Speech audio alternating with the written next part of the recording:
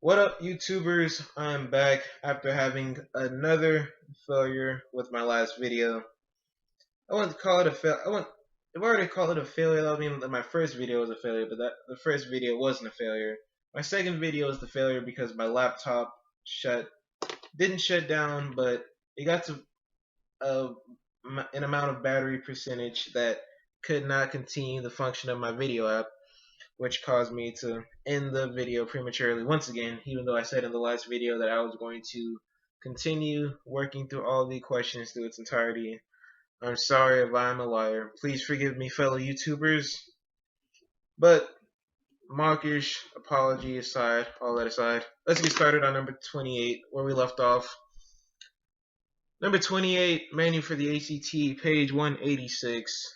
What is the smallest value of z for which root z minus 5 is a real number? Off the bat, as I'm also off the bat, a lot of y'all may see that the correct answer is pretty obvious for this question. But nonetheless, let's work through this because I'm here for instruction, not to point out the obvious. The smallest value, that is a very important number for this question, and whenever you see it. Because whenever you see the smallest value, you have to choose the value. You have to choose the smallest number that fits the condition given. For this question, the condition is to find the smallest value of z for which root z minus 5 is a real number. Real number. This is big for this question because what its contrary is the imaginary number, which, as we went over in the last video, is a negative square root. So, for example, we talked about I, which is root negative 1, which is an imaginary number because root negative 1 cannot exist in any mathematical universe. It is beyond the bounds of mathematic knowledge, mathematic intellect. It just cannot ever exist. Because 2 of the same number could never equal negative 1, or any negative number for that matter. Because as we remember, a positive times a positive equals a positive, and a negative times a negative equals a positive as well. So a negative square root number is out of the question. It does not exist. It's an imaginary number. With that said, we can see that if we were to plug in G, H, J, and K, we would get negative square roots, and that's imaginary numbers as well. Because if we were to plug in 4 minus 5, we would get root negative 1. And if we were to plug in 3 minus 5, we would get root negative 2. 2 minus 5, root negative 3. 1 minus 5, root negative 4. The only answer choice that remains is F, which happens to actually also be a real number, because 5 minus 5 would equal root 0, which is a real number because 0 times 0 would equal 0. So it all adds up. But if you're one of those people that didn't need this instruction whatsoever, if you're one of those people who saw the question, saw the answer choices, and immediately knew what the correct answer choice was, my advice would be to go for it. Because if you already have a strong hunch already of what the answer choice is, and you're working only with 55 minutes to answer 60 questions, the best thing for you to do would be to go off of the knowledge, to go off of the hunch you have.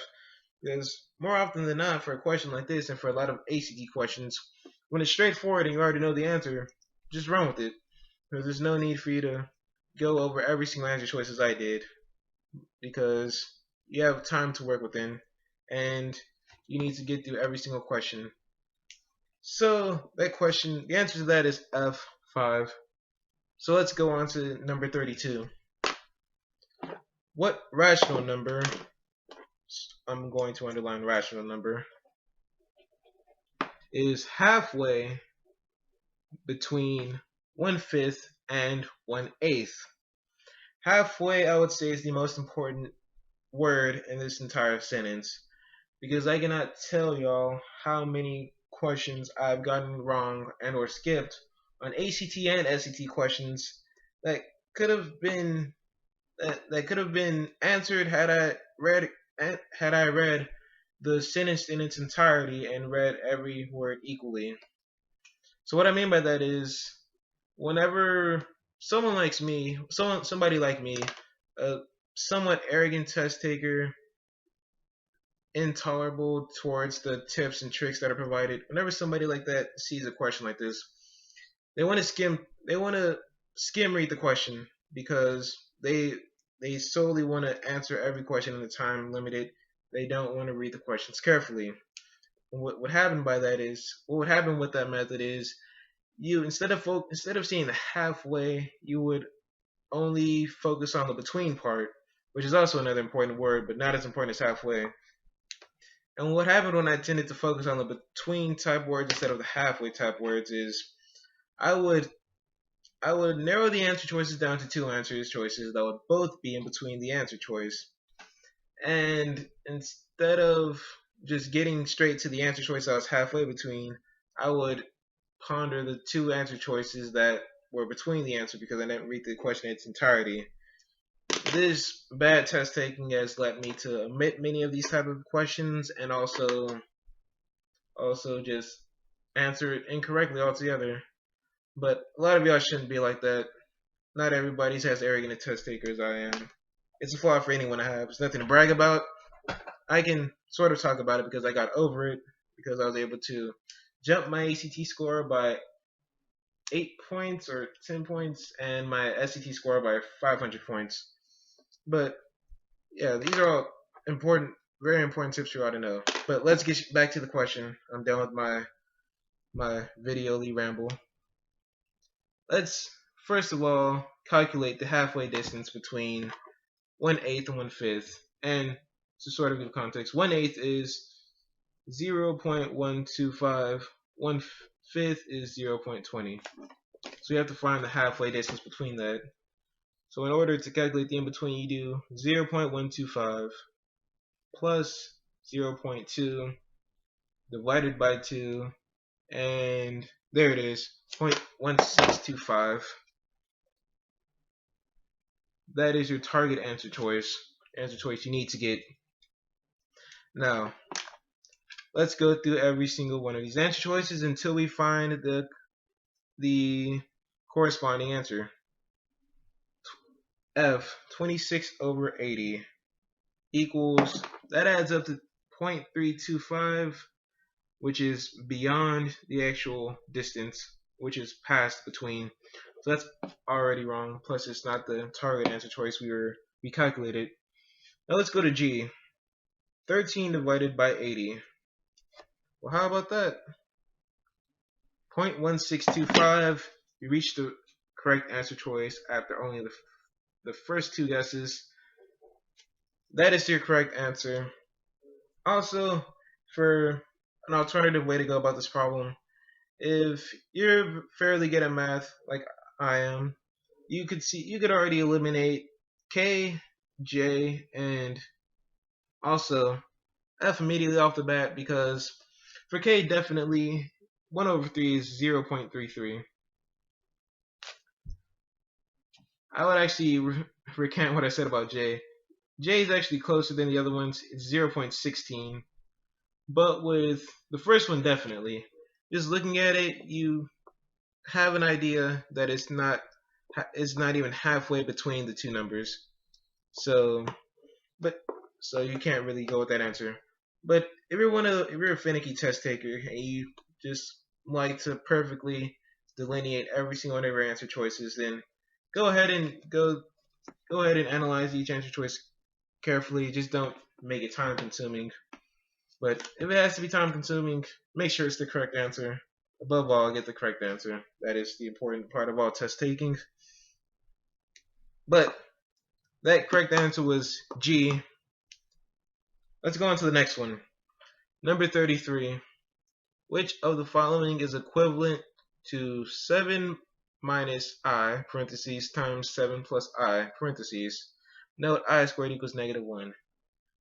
I absolutely love quadratic questions because they're super easy to answer, plus they're very interesting to go in depth about mathematically, which I'm not actually going to do.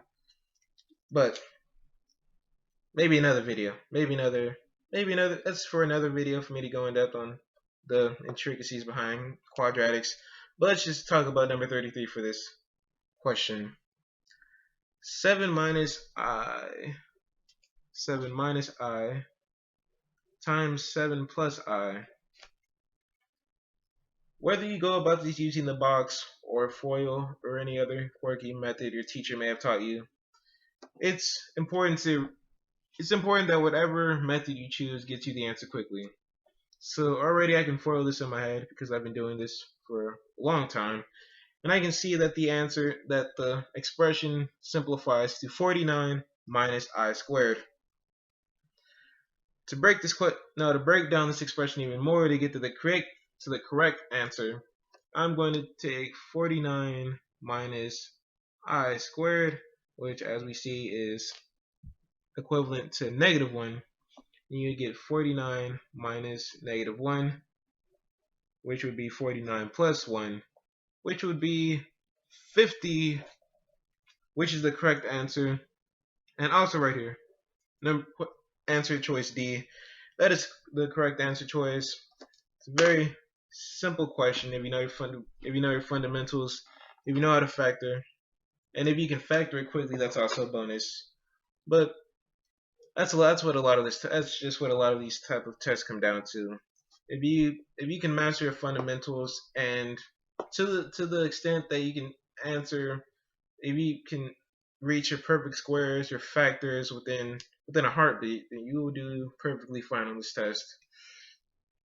But enough rambling for this video. It's getting pretty long itself. Let's go to question 35.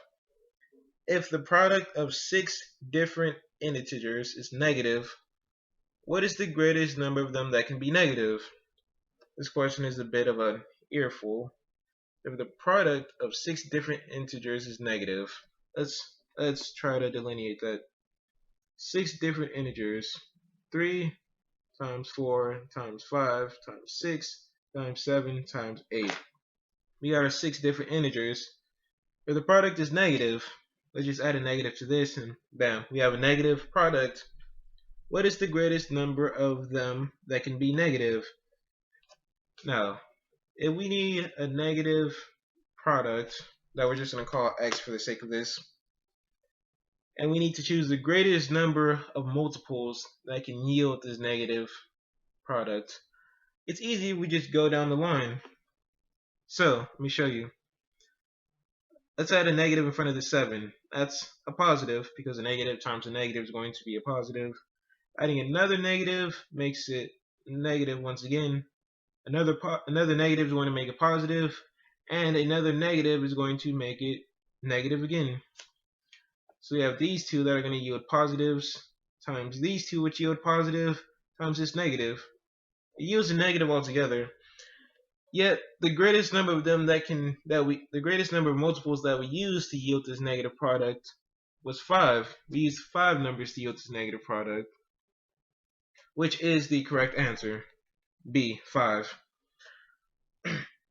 Also, a lot of the mathematically gifted, a lot of analytically gifted people, if you can look at this question, if you know your properties of negative multiples and negative numbers, and you know that to yield a negative number, you're going to need an odd number of negative multiples, you will already be able to tell that if you have 6 numbers and you need to yield a negative number, 5 negative numbers will be able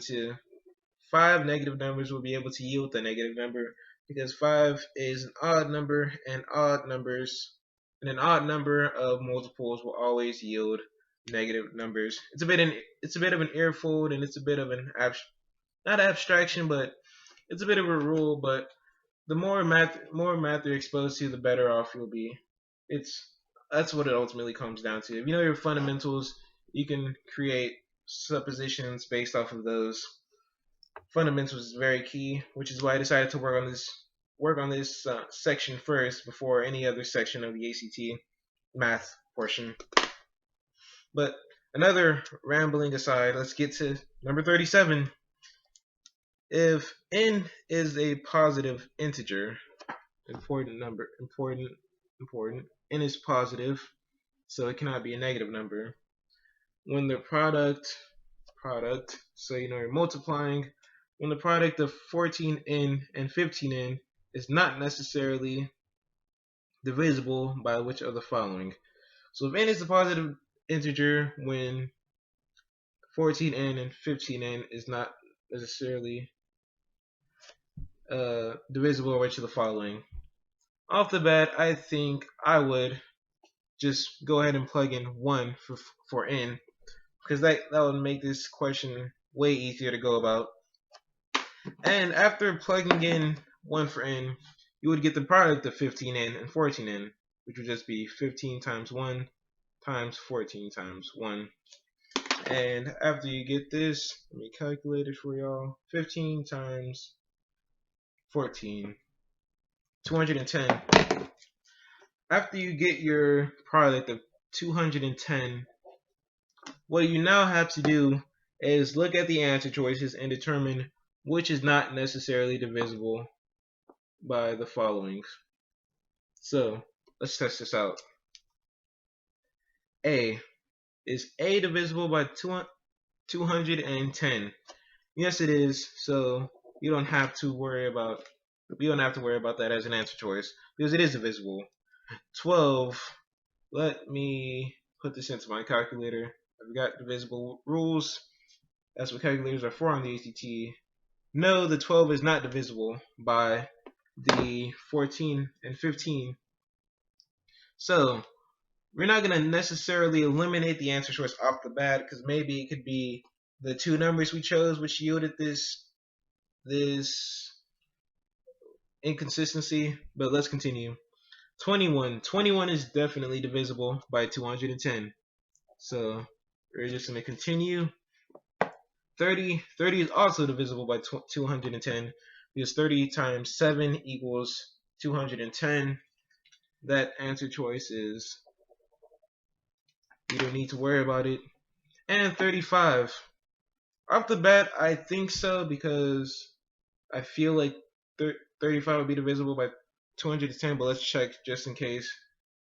35 is in fact divisible by 210. So we know that too is divisible by 210. With that said, our answer choice is going to be 12 because 12 was the only answer choice which did not fit the product we got when we substituted n. This is it can be time consuming, but if you're one of those people that knows the divisible rules, that knows which numbers can be divisible by which numbers because of the certain set of rules that mathematicians have delineated over the years, you should be fine. But if you're like me and you forget stuff like that, your calculator is always handy, and that's what your calculator is for those sort of boring calculations that you have to make.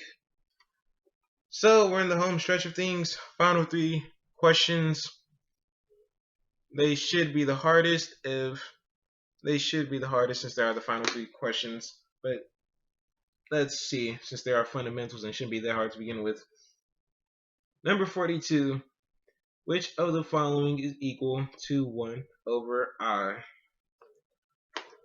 This type of question sort of worries most students. And it worried me when I would see this type of question, because I would never think beyond the expression given.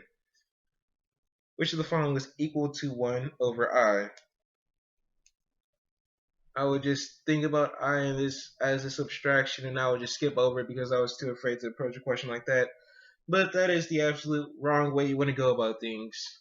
I, above anything else in this lesson,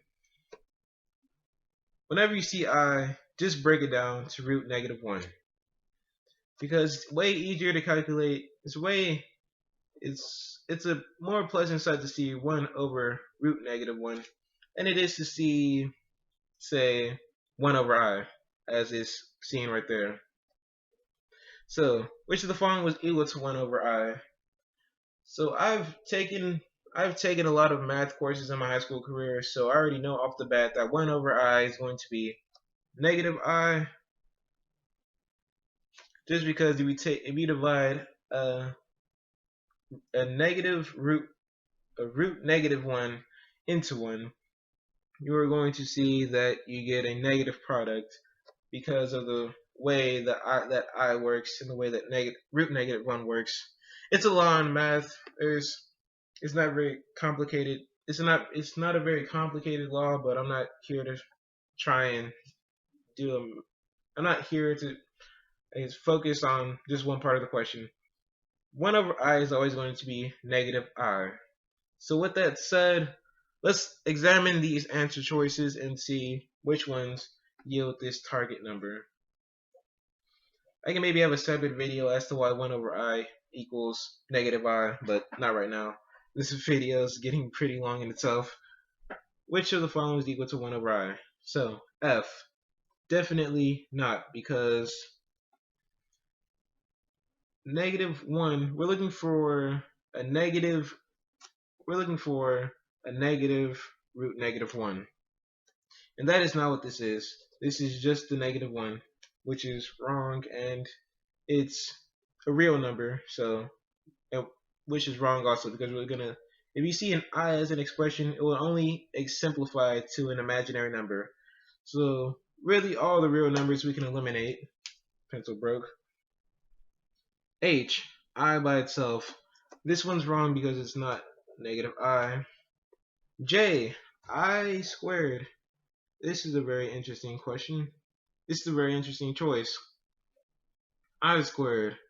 So negative, I wrote that wrong. Root negative 1 times root negative 1 times root negative 1. This is going to yield a root negative 1 times root negative 1 equals negative 1 times root negative 1 is going to be I, because in this case, if you just have a root negative 1, you're going to want to simplify it to I, just I, to make the question simpler. And once it's been simplified to just I, you're going to get a negative 1 times I, which equals negative I. So this is going to be the correct answer choice. It's very important whenever you go over any math problem, because a lot of us aren't these super genius John Nashes that can calculate stuff like this in our sleep. A lot of us just need to break down these expressions. So whenever you get a question like this, above anything else, just try to break it down. Whenever you see a geometry question as well, teachers always say to just draw triangles and see what happens from there.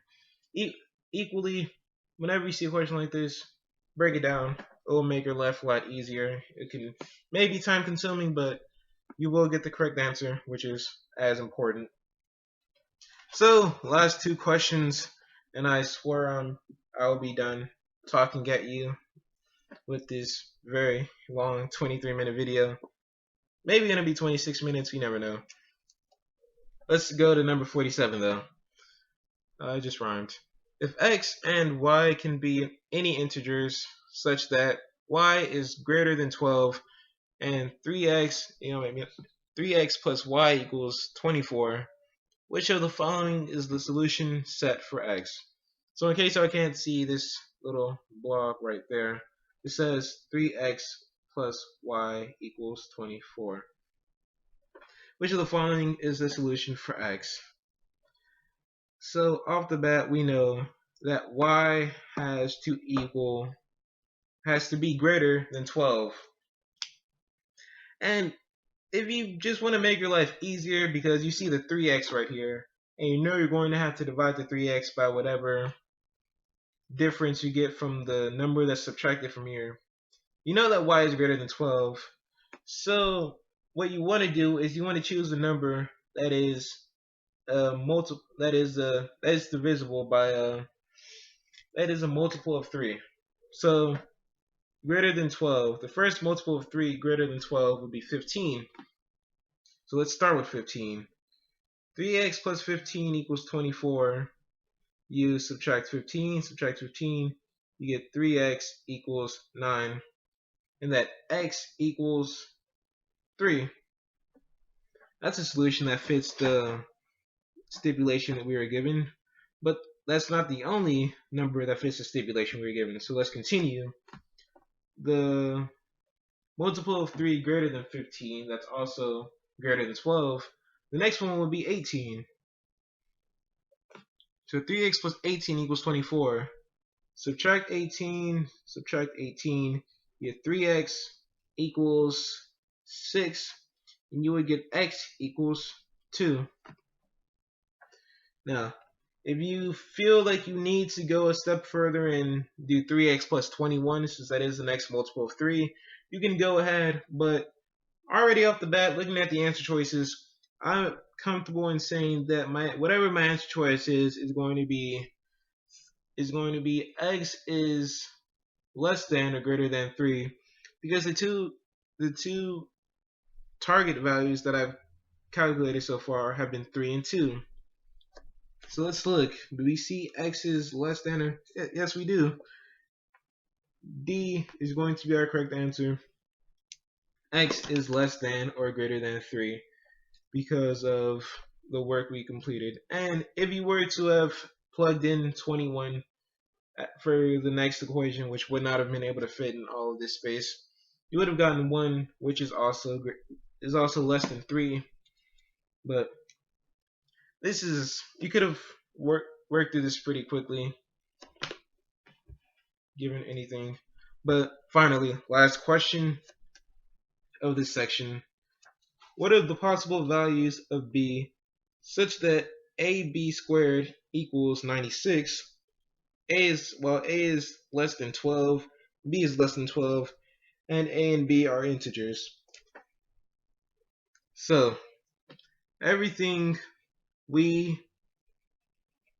all the information we collect from this question all has to end up fitting into this expression they've given us. AB squared equals 96. And my personal tip for this question, give it a little more space. Personally, for this question, what I like to do is, normally I like to plug in my own numbers and see which answer choices I can get. Because if you can plug in your own numbers, that's a pretty nice place to start from. So let's try to plug in our own numbers. AB squared. So for b squared, we can't really go for anything that's a perfect square because there is no perfect squares. And I guess for that reason, we could automatically knock out the 1, which is an important process to go through. It's also an important deduction to make. If you see that there are no perfect squares available, because for there to be a perfect square, there would have to be a 1 substituted for a, or equally, if there's going to be a 1 substituted for b, there has to be a 96 that is substituted for a, and in the answer choices we don't see 96. So subtle deductions like that will take you pretty far when you're taking a test like that. And after you've done that, if you still want to look for your own substitutions for a and b, you can go ahead. But after you've already knocked out 2 of the answer choices, you see that there's also this 4 here.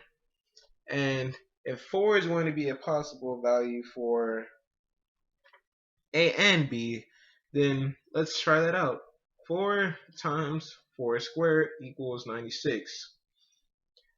4 times 4 squared equals 16 equals 96. 64 equals 96. This is not true. Plugging in 4 for both integers yields an incorrect result, and for that reason, k is also wrong. So the only 2 answer choices we're left with is -4 and 4. The answer choices are in accordance to the placement of the letters, so -4 is A and 4 is B.